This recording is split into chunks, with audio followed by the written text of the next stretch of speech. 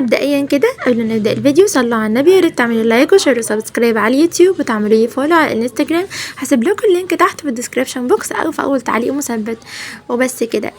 بصوا يا جماعه، الفيديو ده مختصر لفيديو القاهره اللي انا عملته. فيديو كان طويل لمدته 27 دقيقه. طبعا الناس اللي بتحب تتفرج على الفلوجات والحاجات دي، بصوا التصوير مش قد كده في الفيديو، بس انا قايله كل حاجه بحذافيرها وقايله معلومات عن مسجد عمرو بن العاص وعن الكنيسه المعلقه. لو حابين تشوفوه مصوره كل حاجه بالكامل عن الفيديو ده. تمام كده.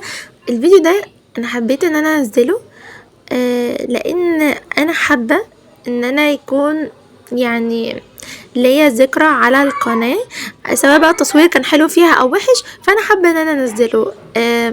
بس يعني وطبعا التصوير ده يعني انا اللي مصوره لنفسي، وخدت صور تذكاريه، وكنت ماسكه بتاع العصايه اللي هي بتصور دي، كانت معايا من زمان جدا ومكنتش بستخدمها، فخدتها معايا وانا رايحه القاهره ولقيتها شغاله الحمد لله، وساعدتني كتير جدا في اني اصور زي ما انتم شايفين كده. انا بصور بيها دلوقتي وانا كنت في مسجد عمرو بن العاص، وكنت بصور برضو القبه اللي هي بتبقى طالعه دي، شكلها حلو جدا. المسجد تحفه يا جماعه.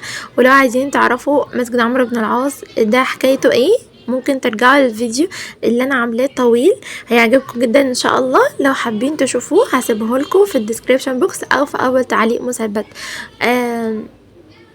ودي طبعا الكنيسه المعلقه. الكنيسه المعلقه دي تحفه جدا، اثريه، ليها اثريه وليها يعني تاريخ حلو. وهنا كنا برضو في الحسين، ودخلنا كافيه هناك، بس كانت اسعاره غاليه جدا. انا زي ما انتم شايفين انا كاتبه كل حاجه تقريبا في الفيديو بحذافيرها. وزي ما قلت لكم لو انتوا حابين تشوفوا الفيديو ارجعوا للفيديو اللي فات، او هسيب لكم اللينك في الديسكريبشن بوكس او في اول تعليق مثبت، وهسيب لكم كمان لينك الانستجرام بتاعي. وبس ما تنسوش تعملوا لي لايك وسبسكرايب على اليوتيوب، تمام، وتعملوا لي كمان فولو على الانستجرام، عشان انا بجد متضايقه جدا بسبب الانستجرام ده ان ما عليهوش ناس كتير. وبس كده، اشوفكم في فيديو جديد على خير. ما تنسوش اللايك والشير والسبسكرايب.